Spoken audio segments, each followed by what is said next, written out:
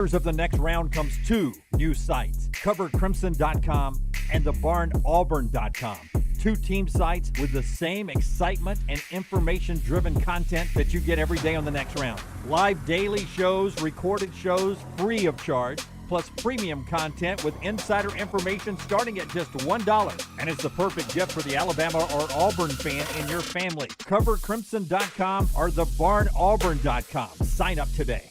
Happy football season. At the next round, we strive to make our loyal listeners feel like they're a part of the action all season long. My name is Emily Grace McWhorter, and I do that by bringing you along for any given Saturday in Auburn or Tuscaloosa. From pregame warm-ups, touchdowns that make you feel a part of the play, and everything in between, our goal is to make you feel like you're inside Bryant Denny or Jordan Hare. Follow along on our social media at Next Round Live on Instagram, X, and Facebook. Also, check out thebarnauburn.com and covercrimson.com while you're at it. Here's to Fall Saturdays. From the creators of The Next Round comes two new sites, covercrimson.com and thebarnauburn.com. Two team sites with the same excitement and information-driven content that you get every day on the next round. Live daily shows, recorded shows, free of charge, plus premium content with insider information starting at just $1. And it's the perfect gift for the Alabama or Auburn fan in your family. Covercrimson.com or thebarnauburn.com. Sign up today. Start your day online with our website, nextroundlive.com, for the latest videos, podcasts, and college football stories. It's also a great way to stream the show or shop in the Next Round store. Stay connected by visiting nextroundlive.com.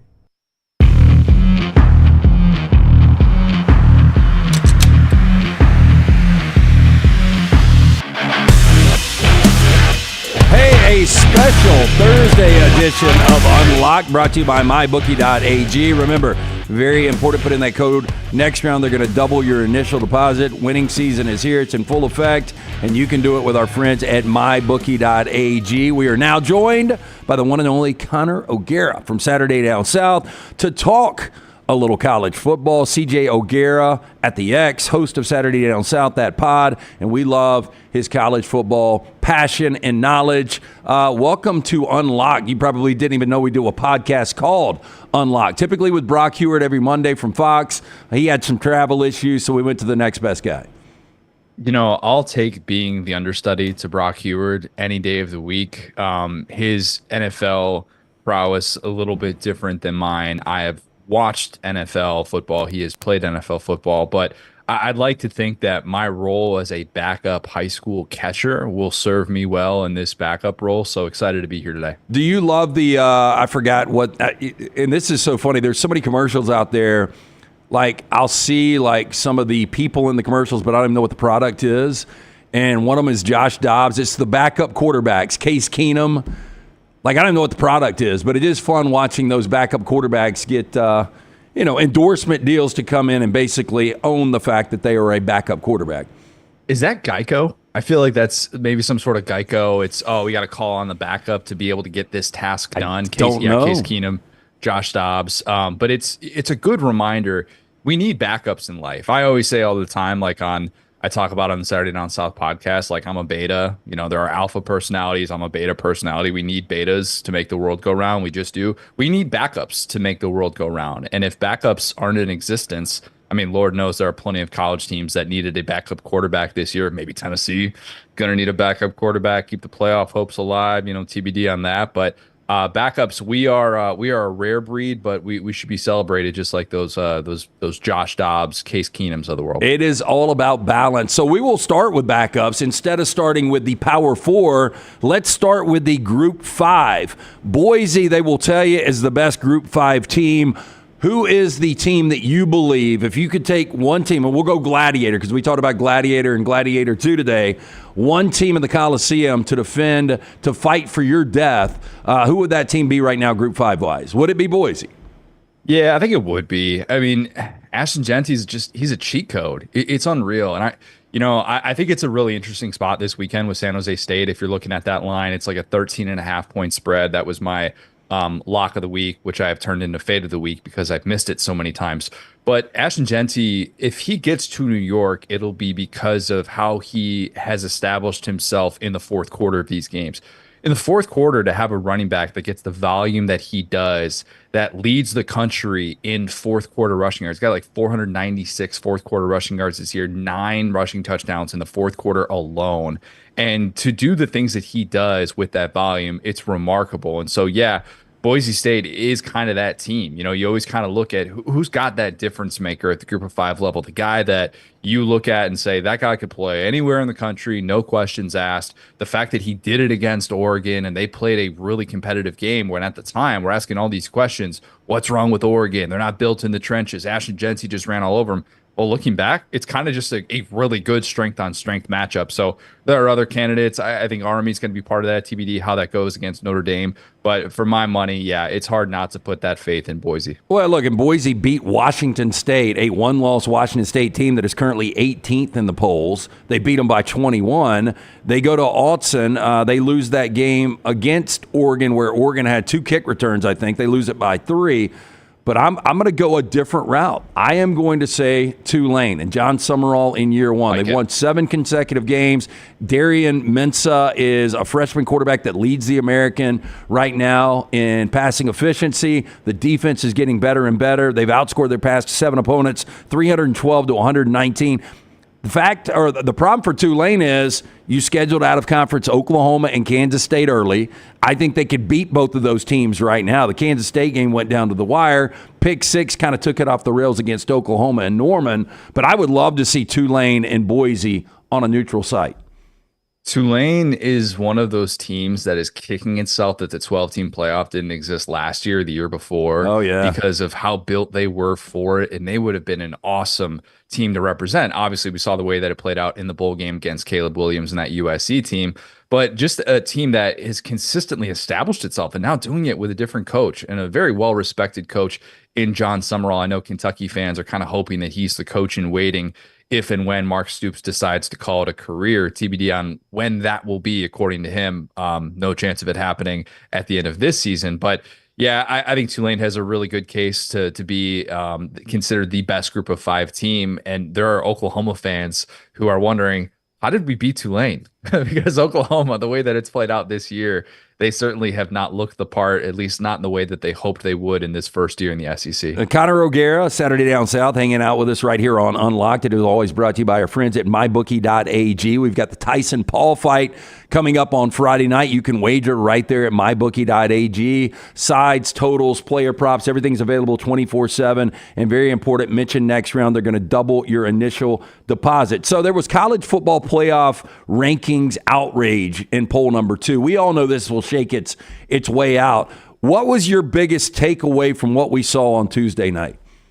The selection committee admitted that they messed up in the first week of this poll. They blatantly admitted, oh, BYU, Indiana, we kind of messed up. We're just going to quietly move you past Tennessee, even though none of those 3 teams had a win against a ranked team. It's not like their resumes got significantly better, yet the selection committee realized, oh, yeah, we shouldn't have ranked BYU at number 9 in that first playoff poll with them undefeated behind all these one-loss teams when BYU had 2 wins against teams that were in the current CFP top 25. And meanwhile, Tennessee kind of has a ho-hum weird game against Mississippi State with the injuries that Tennessee had, not just to Nico Iamaleava, but also to Dylan Sampson, who came back into that game. But still, you look at that and go, well, if this is just going to change week to week without any significant results dictating those changes, maybe we don't know what to expect. I feel like they're telling us right now, Texas and Penn State, they don't care that they lack quality wins. They just think they're better.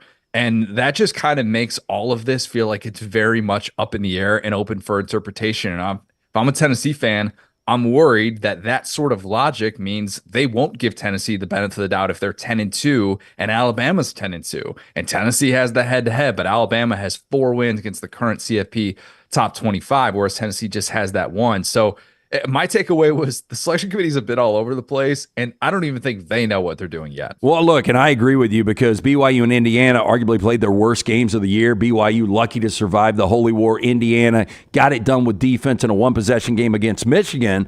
I do think Texas is good. Tennessee, look, defense is legit.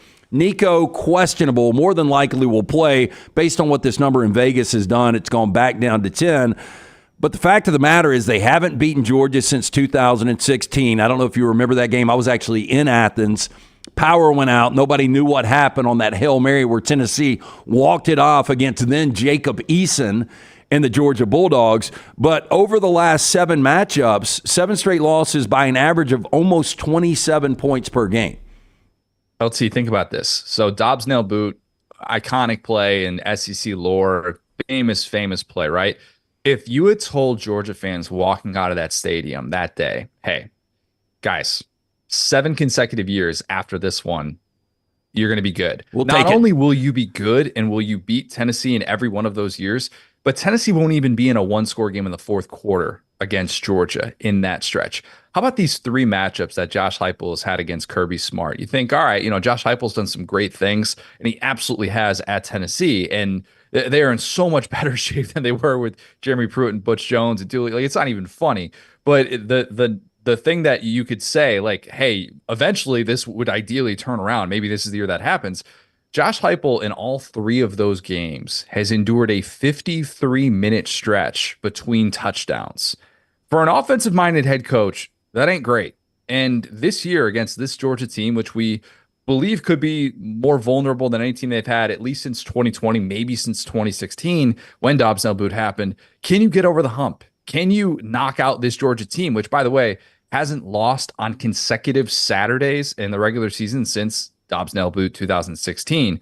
This is going to be a fascinating test for Tennessee, no matter who's playing at quarterback. But yeah, I just can't necessarily put that blind faith in the Tennessee offense to be able to beat Georgia in a place where they haven't lost since 2019. Look, and I know it didn't look good last week in Oxford for Georgia, but I go back the second half against Clemson, I go back the second half against Alabama, and I go back to the first half in Austin against Texas. That Georgia team is legitimate. They can beat anybody out there. I think that is the team we will see Saturday night in Athens. Let's just say it plays out like this.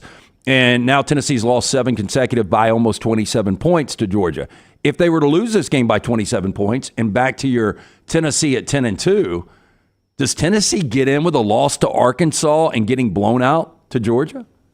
LT, I don't think they do. And I think they're livid about it. And maybe not Peyton Manning Heisman levels of livid, but pretty darn close to it. And this will be a very well dissected storyline if that does play out, because I think we're setting up right now to have at least one 10-2 team from the SEC that gets left out of the college football playoff, which if you had told me coming into this season, I mean, goodness gracious, even coming into October, if you had told me that was a possibility, I would have laughed you out of the room. But the way that is all shaping up, with the way that this thing has clustered, I think that there is a possibility that Tennessee could be in jeopardy of that. Now, if they play Georgia down to the wire and it's a game that truly feels like it's decided on the last play, maybe there's a chance that the selection committee gives them a little bit more grace than they just did, kind of, and by slotting them behind Indiana and BYU and that kind of knocking Tennessee's resume. Maybe there's a little bit more grace there if it feels like they lost these 2 down to the wire games on the road in SEC play. And yeah, they got the head-to-head against Bama, so maybe they'll keep them ahead. But based on the way that things have played out right now with the selection committee and their treatment of Tennessee and kind of just quietly sliding them back, I'd be awfully worried about that. And I would bank on the selection committee putting Alabama ahead of them based on what we've seen so far. Okay, I'm trying to find this on the fly, and it's some odds from the Action Network, and it's the playoff predictor on who they believe is going to represent in the college football playoff. And the thing that there was a couple of things that I thought were fascinating. I was going to go through this, and I don't know if I can find it on the fly. I should have had it pulled before. But one of those things was your favorite to represent the Big 12 is now Colorado. I was one of those before the season started. I thought Colorado was going to win 2 or 3 games. I own it.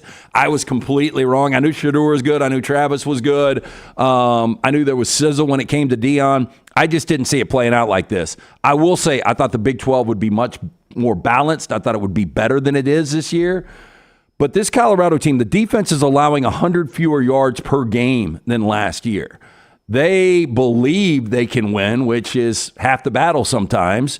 Now they're going to be favored in the remaining 3 games. And then if they go into the Big 12 championship game, I don't care who they're playing, they're probably going to be favored there. How big of a surprise is Colorado for you? And do you think ultimately they do represent the Big 12 and get to the college football playoff? I'm glad that you owned it, because I remember a certain question that you asked on the next round. So at some point in the offseason, and it was, hey, let's discuss Colorado's win total compared to Vandy's win total. Who do you think ends up winning more football games this It's still year? up in the air, though, kind of, right? That's the funny thing about it, is that at the time we're like, oh, is it going to be 3 wins or is it going to be 2 wins for this team? And both of those teams have blown expectations out of the water. They've been so much better than anybody could have ever imagined in the preseason. And credit Colorado. Maybe this is what the Big 12 was always going to yield, was this surprise out of nowhere team. And the team that I picked to win the Big 12, Oklahoma State, very early on, you kind of got the sense that they were not going to be competing for a Big 12 championship. And Colorado, what they've done to rebuild that defense with Robert Livingston, who needs to be in the Broyles Award consideration, this is remarkable. It's not just Travis Hunter. If they were just the byproduct of 2 players, they would not be sitting in this position. They would have looked a whole lot more like the team that we saw get blown out of the building at Nebraska. And they have not been that. Credit to Deion Sanders for being able to have 2 coordinator changes when I thought the Sean Lewis firing was a disaster and a sign that he's never going to figure it out. He's always going to butcher these decisions. He has nailed those 2 coordinator hires by bringing in Pat Shurmur as well. And they are now in position where, yeah, I do think they're going to end up winning the Big 12. I do think that they have the star power with those 2 stars healthy and having someone like Travis Hunter that you just can't prepare for. There's just no preparing for a guy that does the things that he does on a weekly basis. And so, yeah, barring a massive injury, I do think Colorado ends up winning the Big 12 and getting into the college football playoff, potentially with a first-round bye. What a crazy thought that is. Insane. And look, and I'm sure you've heard of this saying. I actually believe in it. Good coaches win, great coaches cover. If you look at since 2000, with a minimum of 20 games coached, Deion Sanders has the second best cover rate of any coach in the last 24 years. He is 14-6 and 1 against the number. He covers 70% of the time. The only other coach, I mentioned him earlier in our first 10 minutes here. I'm going to wait for it. Can you guess? Oh, God. Mentioned in the first 10 minutes. It's not Josh Heupel. Nope. It's an SEC coach? Nope. Go back to the Group 5. John Summerall. John Summerall. At Troy. Yeah, from Troy to Tulane. John Summerall not only wins these games, he finds ways to cover. So I do think that's really interesting. Speaking of coaches, though, because I brought this up with Dunaway and Brown the other day on the next round. Like, most people believe that Vanderbilt, they've run out of gas maybe after the 21-point loss this past week to South Carolina. They've still got LSU and Tennessee. If they probably lose both, but if they were to win both of those games and go 8-4, Colorado goes on and wins the Big 12. Who's your national coach of the year? And I know there's a lot. Kirk Cignetti's got to be in the mix. But Clark Lee at 8-4 with, at that point, 4 top 25 wins. Obviously, Deion. There's a lot of different directions you could go here. Kalani Sitake. I think Cignetti. Yeah, that's a good one as well. Yeah, because if BYU runs the table, like, a lot of this will be to be determined. If Indiana goes into Ohio State and goes 12-0 and even just gets to the Big Ten championship, I think Curt Cignetti has National Coach of the Year locked up. And look, I'm an unbiased Indiana grad. I've talked about it on the next round. The fact that I wasn't an Indiana fan, like an Indiana football fan when I went to school there, just because that's not what you did. You tailgated. You didn't go to football games after your freshman year. And he has totally changed the culture there in ways that nobody in their wildest dreams could have possibly imagined. And Clark Lee, same thing, same sort of thing. Like, to think that a Vanderbilt football coach is going to beat Alabama. So what if they end up losing 4 games? He will be in the National Coach of the Year conversation. Don't sleep on that LSU game. LSU, last I checked, since Marcel Reed stepped on the field, they're allowing 11.8 yards per carry to opposing quarterbacks. And last I checked, Diego Pavia, he's got himself some wheels. Now he's got a little bit of a bum knee. That's one of those guys that we're going to find out after the season that he played half the year on a torn ACL that he suffered against Kentucky or something like that. And we're going to be like, oh my God, this Vanderbilt thing was even more impressive. But yeah, Clark Lee, Deion, Curt Cignetti, the Kalani Sitake, they all deserve to be part of this conversation for National Coach of the Year. He is Connor O'Gara. He is the senior national columnist, Saturday Down South. CJ O'Gara on the X, host of Saturday Down South, that pod, always kind to give us his time, especially not only in the next round right here on Unlock, brought to you by mybookie.ag. Again, use code next round. They will double that initial deposit. You've been covering this sport for a long time. I have. This is by far, to me, the craziest season. We'll see how it plays out over the final month of the regular season and then into the postseason. But I came across this yesterday, and this sums up 2024 better than anything. So if you look at Indiana, which was 3-9 last year, you look at BYU, which was 5-7. So quick math, they were combined 8-16. Last year, and now they're 19-1 combined. Or excuse me, no, they're 19-0 combined. Last year, your two national championship teams that played in that game, Washington was 14-0, Michigan was 14-0. They ended up going a combined 29-1, and now those teams are 5-5, and they're both still trying to get bowl eligible in the middle of November. I mean, how does this happen in today's college football? You know, I've been trying to think about this too, and you know, sometimes when we cover this sport, it's very easy to be in the moment. And I try not to say that everything is weird, because then if everything's weird, then it's normal. Like, right. I can't say that over and over again. But it does truly feel like a chaotic season, maybe not as chaotic as 2007, just from the standpoint of number 2 team going down on a weekly basis. But it does feel chaotic in that sense, and how unpredictable it was. And to see teams flip a roster this quickly is perhaps going to skew our perception of that, you know, in any given situation. There are going to be programs across the country that are making changes this offseason, saying, well, why can't we be the Indiana? Like, why can't we be, you know, that next year or something like that? And to me, it's all personnel based, in my opinion. It's not any one specific thing. It's not, oh, we spent X amount of dollars on NIL. It's not, oh, you know, we hired this exact right offensive coordinator. I think having the right coach is obviously important, but being able to use the transfer portal to beef up your roster is just such an important thing. You got to have the quarterback. You got to be willing to look kind of far and wide. And Indiana did that with getting Curtis Rourke in there, and that's been a huge part of their success as well. And then obviously BYU, the quarterback sensation there, who has really taken over the sport. And like that's what a lot of this comes down to. You can just rebuild a roster so quickly. And yeah, maybe next year you're going to look like what Florida State did if you don't hit it right. I mean, Florida State, 9 of their 10 guys that they had drafted this past year were former portal guys. And so if you're Mike Norvell, you're like, I got this figured out. I can just use this on a yearly basis. And this year, it looks like a total disaster. So yeah, the variance is just all over the place, and maybe it's just not as linear, these progressions that we've come to expect in college football, and it can go really quickly and then it can go away really quickly. You know, one of those teams I was telling you that really had great odds to get to the college football playoff, it was either 73% or 83%, was your alma mater, was Indiana and Kirk Cignetti. And I'm just wondering, we know there's a handful of really good jobs that open each and every year. Cignetti has to feel a little loyalty to the folks in Bloomington based on the fact that they gave him a Power 5 job or a Power 4 job now. I think with these television contracts, if Indiana wants to pay him $8 million, they probably could. What do you think happens in the offseason with Cignetti? I would have been, if I were... I would have been very curious to see the Florida interest if that job had opened up. Now, Scott Strickland has come out and give Billy Napier a vote of confidence. As of right now, you're kind of scratching your head looking around the sport going, I don't know that a lot of big-time jobs are going to open up. Now, of course, all it takes is for one of them to open up, and maybe someone goes to the NFL, someone steps down or something like that, and then all of a sudden, you know how this works and the domino effect that's created with it. So that could certainly happen, but I don't think that there are jobs that he would really want to leave for right now. This isn't a climber. This is somebody that is on the other half of 60. He was on Nick Saban's early staff as a wide receivers coach at Alabama way, way, way long ago, 17 years ago we're talking about here, and has someone that has methodically worked his way up. Google me. Like, I win. I care about winning football games and establishing things that way.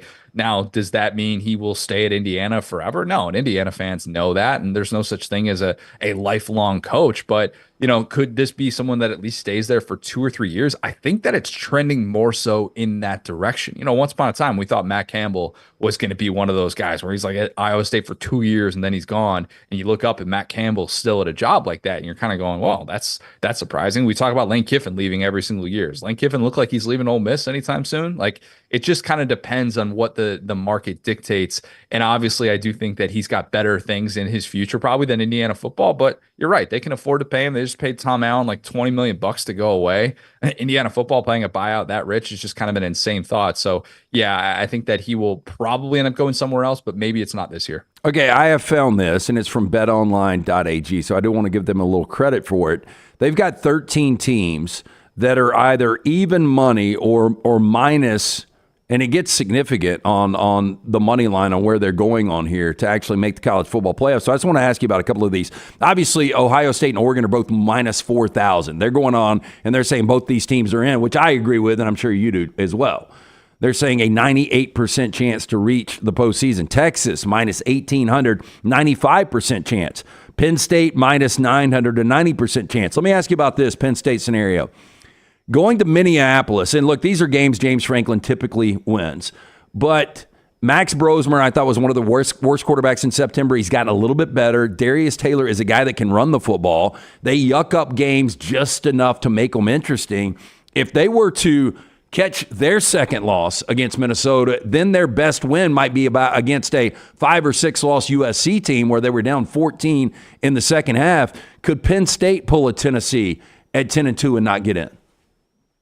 I'd like to say yes, because if I were on that selection committee, I would be saying, what do we actually think about this team that makes them playoff worthy? What is the one thing? Because the defense is unbelievable, but if it's same old, they can't score against elite teams, Drew Aller is what he is, then I don't need to see that. That to me, that you don't get the benefit of the doubt in that situation. But at the same time, if they lose a nail-biter game, based on what the selection committee has already been saying, it's hard to say that, they would absolutely be on the outside looking in.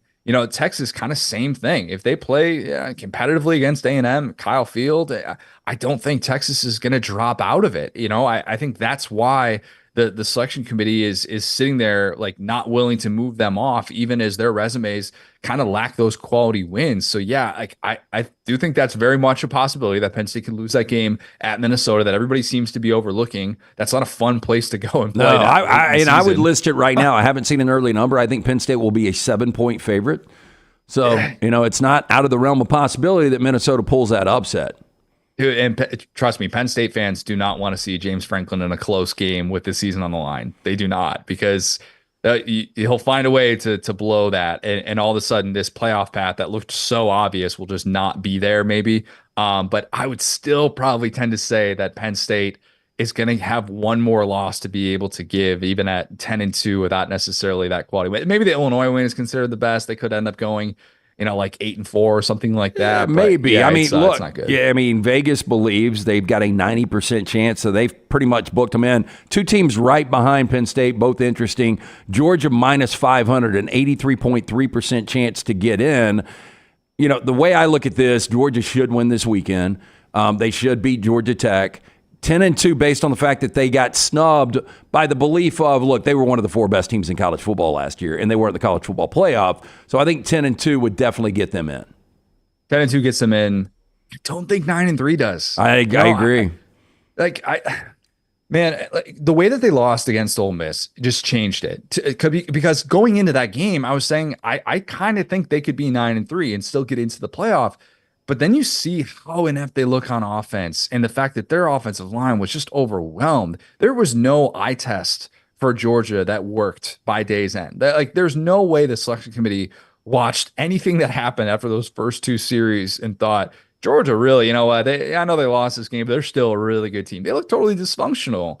And if they come out and lose against Tennessee and lose in consecutive weeks, I don't think it's going to be enough. They're the first team out right now. And I know that they're number 12 in the playoff, but remember Boise State would get the automatic bid. So they're the first team out. And I don't think they could lose one more game and then beat Georgia Tech in a couple of weeks and have that be enough. I do think that this weekend for both teams should be treated as an elimination game. I have been saying this for over a month. Indiana is right there with Georgia minus 500, the 83.3% chance to get in. Indiana, everybody's got it as a loss in Columbus. I don't think it matters. I think 11-1 Indiana, say what you want about no wins, no competition, terrible schedule. They're getting in at 11-1. I think so too. And I think what we talked about earlier, I think the selection committee moving Indiana and BYU past Tennessee, I think that bodes well for that. I don't think the selection committee with the respect that they have shown to the Big Ten by having 4 of the top 5 teams come from the Big Ten and then nobody else in the conference, that's still a lot of respect to show one conference, as Rhett Lashley frustratingly pointed out. I do think that Indiana sitting there at 11-1, even if we can all talk about the lack of quality wins, I do think that they would be given the benefit of the doubt most likely. Now, if it's 52-0 and they struggle against Purdue as well, and that's just a down to the wire type game, all bets are kind of off. Would agree with that. Yeah. I watched the Big Ten keep them out of the Big Ten championship 4 years ago because the Big Ten basically just decided, Ohio State's got a better chance to win a national championship than you do, and we're just going to step in here, change our rules, and put them in there. And they, what's Indiana football going to do? But yeah, I would tend to think that an 11-1 Indiana team, that as long as they don't totally puke on their shoes in Columbus and then have just a disaster showing against Purdue, I would think that they would be in the field as well. Okay, one more before we get you out of here and transition to the NFL with Matt Mosley from ESPN Central Texas. There's a next little tier of teams, minus 350, with a 77.8% chance to get in. Alabama, Ole Miss, Tennessee, all right there, along with Notre Dame. If Notre Dame, after losing to Northern Illinois, loses in the Coliseum to USC, which I think is a distinct possibility, does Notre Dame at 10-2 get in at that point? No. Their path is so clear. You got to win out. Notre Dame has to win out. I don't think they can stomach a loss. And you know what? If you had told any Notre Dame fan after the Northern Illinois loss that you would at least have a playoff path sitting here in mid-November, they would have kissed you on the mouth. Yeah, or maybe they point. wouldn't have done that because it's Notre Dame. But still, I do think that they will look at this and go very clearly, win out. Win out. You don't have a conference championship to play for, obviously. Go 11-1. Show that was your one true blemish. You'll still have some nice quality wins. Going into College Station, winning that game early in the season the way that they did is still impressive. The fact that they blew out Navy, a respected Navy team, was obviously they fall out of the top 25. All right, take that for what it is. But if they can beat Army and then take care of USC, 11-1 is a different story. But no, to me, it's very simple for the Irish. They have to be able to get that 11th win. Always great stuff from senior national columnist, Saturday Down South, Connor O'Gara, CJ O'Gara on the X. You can follow him right there. Check out all his work. It's incredible stuff. Very passionate when it comes to college football. We've still got a lot to go. We're going to get more upsets this weekend, so looking forward to that. We'll check back in with you. Really appreciate you being that backup quarterback for us today. Happy to help. We need betas in this world, man. Love it. That's our man, Connor O'Gara, right here on Unlock, brought to you by mybookie.ag. Remember, put in that code next round. They will double that initial deposit. Very important. Put in next round. On the other side, Matt Mosley will join us, most sarcastic man in sports media. We will talk the NFL, specifically the Dallas Cowboys, right here on Unlocked. Follow The Next Round on Twitter, Instagram, and Facebook at Next Round Live. There's only one Champy's world-famous fried chicken. Poor boy's tenders, full fried chicken plates, and a little bit of the Mississippi Delta with chicken on a stick and hot tamales. On your way to or from the big game on Highway 119 in Alabaster, stop by Champy's Chicken. Things fall apart. There's even a book about it, but that doesn't mean you have to break the bank to fix them. Ryan Brown here for the Next Round. Our friends at Mortgage Right have a new renovation option that will make repairs and other home improvements easy. If you've recently purchased a home and find yourself short on cash, or you're looking to buy a fixer-upper, Mortgage Right's renovation loan program can help you spruce up your space. Repairs can be made to your roof, plumbing, flooring, and more with the help of top-notch mortgage professionals. So get your fix by visiting mortgageright.com/TNR. And MLS 2239, Equal Housing Lender. Hey, for all of your IT and printing needs, reach out to our friends at Xerox Business Solutions. Look, I'm still one of those old school guys. I print my notes every single day for the show. If you watch the show here on the Next Round, you see all the notes in front of me. From day one, Xerox Business Solutions, they've been with us here at the Next Round. Local for over 45 years. For all of your IT and printing needs, visit XeroxBusinessSolutions.com or call 205-969-3000. That's 205-969-3000. Follow Next Round Live on Twitter, Instagram, Facebook, and YouTube. The social media team at Next Round Live is dedicated to giving you daily news conferences and practice video from UAB, Alabama, Auburn, and around college football. Follow and compare to the sites you used to visit. You'll also get the latest highlights and news from the Next Round Daily Show. Turn on the notifications so you don't miss a thing. Next Round Live on Twitter, Instagram, Facebook, and YouTube. See more at nextroundlive.com. By now, you guys know how I feel about my fashion. However, did you know that I care about your fashion choices? Cargo shorts are out, flip-flops are only appropriate on the boat, and please throw away that stained t-shirt from college. You may be thinking, EG, that's all I own. What do I do? Here's what you do. Go to nextround.store and fill your cart with a wardrobe that is approved by me. Stock up on logo t-shirts, hoodies for football season, and hats for every day of the week. Trust me on this one and head over to nextround.store to get stocked up for this season.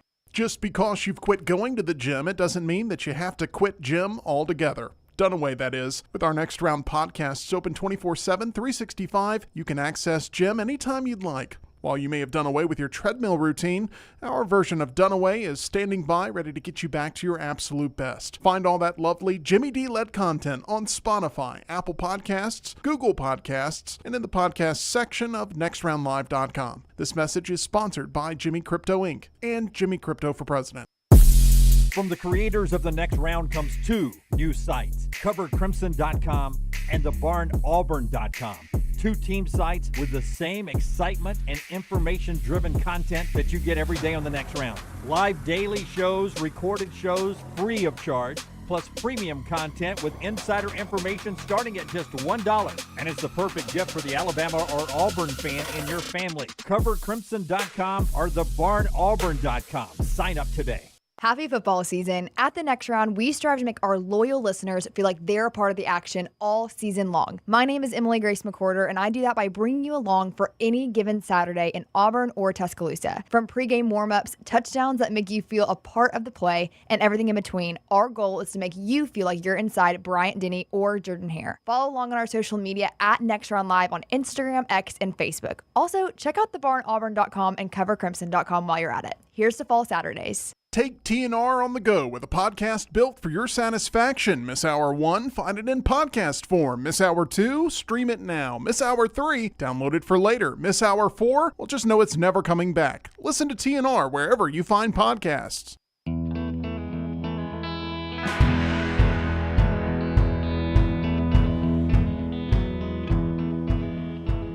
Unlock continues. We transition from a little college football with our friend Connor O'Gara to the National Football League. And one of the best, I set him up as the most sarcastic member of the media currently going. That is our friend Matt Mosley, host of the Matt Mosley Show, ESPN Central Texas, the Doomsday Podcast, at Matt Mosley on the X. Mose, it's been way too long since you've joined us here on our airwaves. Unfortunately, I get to jump on with you every Friday there in Waco. Yeah, we're happy to have you. I hope you like my, I've gone to great lengths to have a new mic, new camera. I mean, this is really all for you. And yeah, I don't know. I kind of got blacklisted. I think I asked for $5 extra one time from Ryan and never to get a call again after being a regular with you guys for, I don't know, 10 to 15 years. But these things happen. So I'm excited to be back with you, and I appreciate that beautiful introduction. Yeah, well, look, I'm paying it back with the free visits every Friday, right? So it works out. It's come full circle. Yeah, I guess so. Hey, are those credentials behind you? Is that a basket full of credentials? Still working on my backdrop a little bit. Probably need to clean that up a little bit. But, you know, in the media, we attend a lot of events. And for a while, I thought it might be nice to have the mementos. And, you know, then it gets a little bit ridiculous. Well, this makes you look old now. I know. It's sad to kind of, but it's able to kind of go through your life and your career. And so someday I'll just be back there just going one by one. But yeah, it's a little junky looking, but also I have like, I think Arnold Palmer going over the Swilken Burn for the last time, I also have the 95 British Open that I covered. I have some of those photos in the background. So then if they're in another direction where I have all my 1A stories, the first few times I was on not just the sports page, but the front page of the morning news with some hard-hitting Mosley columns and stories. I have those on the wall. So it's a work in progress, but it'll do. Hey, you've done some deep dives too. And by the way, it is unlocked. It is brought to you by mybookie.ag. Put in that code word next round. They're going to double that initial deposit. Football season in full effect. So is winning season. They've got everything from the Paul Tyson fight to every side and total out there this weekend in college football and the NFL. We're going to get to the Cowboys and a little NFL here in 1 second. But you did the deep dive on the Baylor basketball program when that was, I don't know, that was a much bigger scandal than Art Briles in the Baylor football situation. When you're doing these investigative reporting, do you ever get a random call? Hey, man, you better watch your back. When you crank your car, think twice. Have you ever come across any of that stuff? I have received, that one you mentioned, that was the 2003, and that was when the internet was still fairly new. So that was a hardcore newspaper story. And that involved, and again, the Baylor scandal, just two way different stories, because that one that I worked on was a teammate murdering another teammate. And I was in some places you didn't expect to be near the Baylor campus, a campus that is known for being the largest Baptist university in the country. Sorry, Wake Forest. We went sprinting past you many years ago. And it was wild because there was a missing 6'10" player who ended up, we would discover that he was murdered by a teammate. And you'll love this. So I went from covering high schools to being sent down there for a couple of weeks to work on the story. And it just happened to be kind of a slow time of the summer. And so a young Anderson Cooper, a young Bill Hemmer, you name whoever was at CNN at the time, which kind of still owned everything at 2003, and then Good Morning America, suddenly a young Mosley, who would have been, I guess, in my late 20s, there I am, appearing on all these shows. And I thought I was just going down there for one night. They couldn't find this kid, and he'd end up being murdered.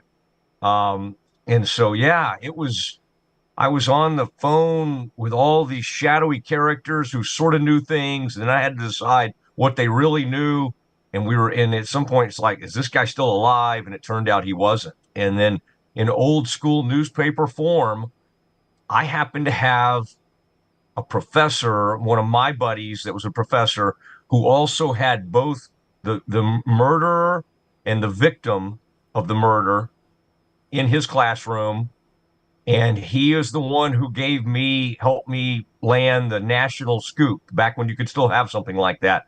Because when Carlton Dotson called him to say, I'm confessing to the murder right now, the FBI is on the way to pick me up. My professor, and this is a lesson on stay in touch with your professor, stay in touch with your people over the years, called me, knowing I was a young guy in the media, and said, he's confessing.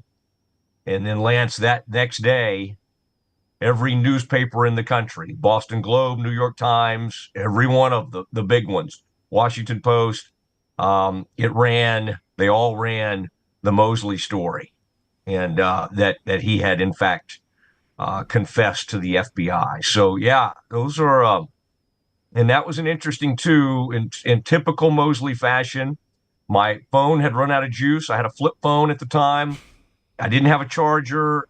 I was working on the story. Didn't have time to go searching around in Waco to find one. I had gone to Baylor, obviously, and I was in some horrible little hotel. And so I was just using the hotel phone to make calls all across the country.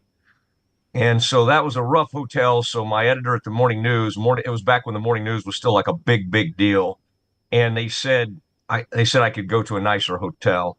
And I was checking out, and they said, okay, well, Mr. Mosley, we need to settle up here. my phone bill was $3,800. Wow.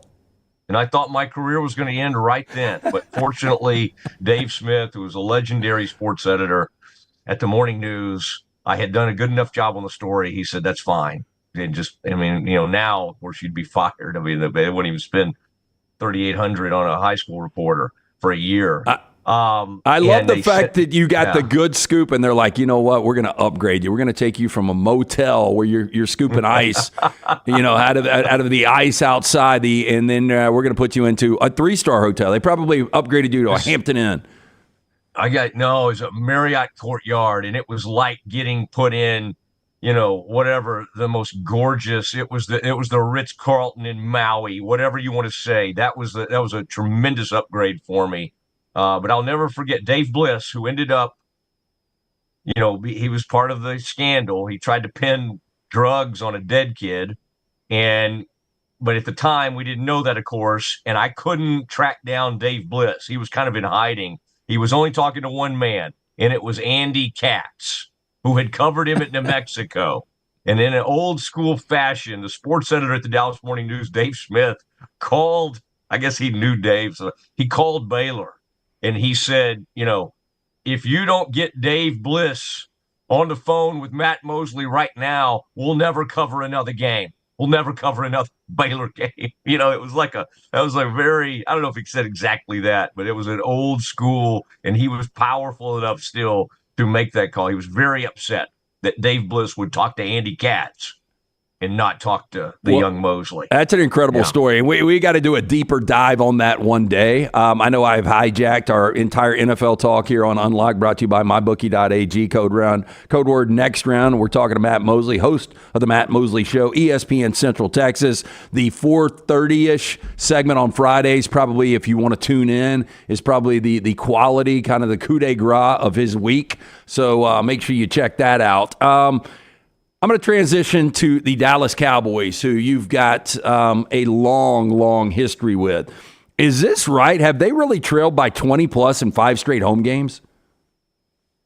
They have. And one final detail, the moment that story was over, I got called in, and they said, okay, I went from covering Plano West High School at the time, and they said, you're covering the Cowboys now. And that's how I started covering the Cowboys in 2003. That's amazing. I mean, it really is. Yeah. So it was kind of one of those weird deals where a tragedy that, you got to be ready for things like that. And so that kind of helped get me with the Cowboys and start covering the team. Okay, then that leads me to this question. What is the most sideways you've ever gotten with Jerry Jones? I don't know.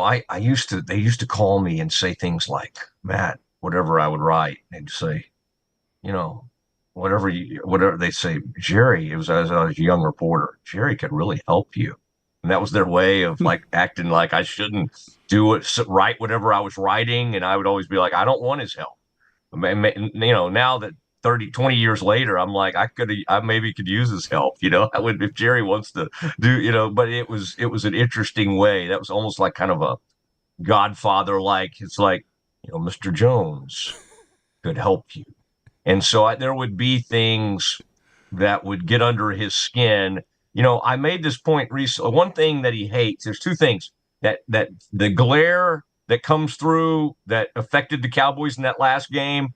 Like, he hates people saying anything bad about the AT&T Stadium. One other thing, one time he got really mad at me because I kept bringing up, he also hates this idea of other fans' teams coming in and taking over his stadium. And it had happened, I think with Seattle.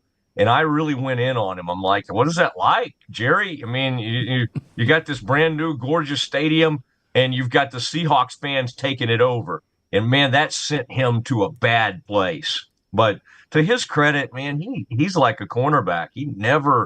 I've got people, gosh, in the media industry, we all hold like crazy grudges, and we never get past these things. And Jerry can really move. I've seen him extremely angry with me, Werder, Ed Werder over the years, Chip Brown, who y'all probably had on in the past, that covers the Longhorns now, used to cover the Cowboys. He was in charge of writing about Jerry's facelift. And of course, that kind of, that's kind of an embarrassing. But I find it interesting that Jerry is angrier about the criticism over the sun coming through his stadium and getting in the eyes of players. He's more embarrassed about that kind of coverage than the paternity test story that came out. Like, stuff like that doesn't faze him. Like, I think he almost gets a kick out of it. Like, hey, I'm 82 and I still have, I got some daughter out here. They're trying to make me take a DNA test. Like, I think he almost thinks that is humorous. But there's just certain things that involve his stadium that he's extremely sensitive about. But I've asked him just about everything in the world, and he's just not, he just, for whatever reason, for the most part, he doesn't get mad. But which was weird that he got mad at those radio show hosts, because somehow in his mind he owned them. Like, he thought they worked for him, and so he threatened their jobs. Like, that's not really like him. So to me, that's a bad sign that Jerry's kind of, I don't know. Again, I've always said, how will we ever know if he's addled? How will we ever know if, like, Jerry's having some mental conditions? Because honestly, he's been like this for about 30, 40 years now. Okay, so it's so fascinating when we talk. This thing has flown by. We've only got a couple of minutes, but I do want to ask you, like, one sure thing right now in the NFL is Mike McCarthy is going to be done at the end of the season. With Micah Parsons, everything going on there, I just don't see a way he survives. With that said, what is a logical choice? You hear guys like Deion Sanders. What do the fans want, and what do you think ultimately happens with the next head coach for the Dallas Cowboys? The Deion thing is fun, and he will not try to put that to bed. Jerry likes that during this horrible season. That's a fun story to him because he does love Deion. And I asked him about, and it was actually when the Cowboys were doing okay last year, I asked him about Deion, and it was before Colorado's season had tanked. And, man, he almost started crying, which happens to folks as they get a little bit older. I mean, I think you and I are starting to get a little emotional during some of these visits. But I mean, he was visibly, like, moved talking about Deion and what Deion means to him. So the splash factor of that would greatly appeal to him. It doesn't seem like something that's going to happen. I think Troy and Michael and everybody Deion would listen to would, even though they love Jerry, would caution him and would just remind him. And again, Jerry likes hiring people that don't mind sharing the stage with him. He only hired Bill Parcells because he needed to get the stadium vote done, and Bill Parcells brought huge credibility to the Cowboys, and Jerry was miserable. So that's why Belichick doesn't totally make sense. Like McCarthy, Wade Phillips, Jason Garrett, those are perfect people for him because they don't mind letting him have the big stage, and they just kind of do their own thing. Vrabel is an interesting name because he could be a tough dude, and they desperately need that. Mike, for being the big, tough-looking, Pittsburgh guy, and he kind of likes to think of himself as a tough guy, is really kind of soft and sensitive, and just he's Mike's done. Okay, it's over for him. I think Jerry probably has regrets over the fact that he had Quinn under contractual control. So in a sense, he had a head coach on his staff, and he let him get away, and the whole thing has just gone to seed. And the one thing that I thought Jerry was really honest about, which I'm glad he was, and people didn't know how to take it, and they're like, oh, he's criticizing Mike, Dak and all that. No. Jerry said after that last game, he's like, we weren't good with Dak. And that's what you have to watch, because what will happen is as this season goes on, somehow they'll be, and Jerry will probably be part of this, they'll try to act like, oh, Dak would have turned the season around. but Dak wasn't playing well. And so here's what Jerry really wants, because I've been around him forever. Here's what he really would like to say, and he can't say. He would like to say to all of us, this is why I was so hesitant to sign this deal that all of y'all were killing me about. This is why I didn't want to do $60 million a year for Dak. Now, of course, if he had gotten the deal done earlier, Dak always has him over a barrel.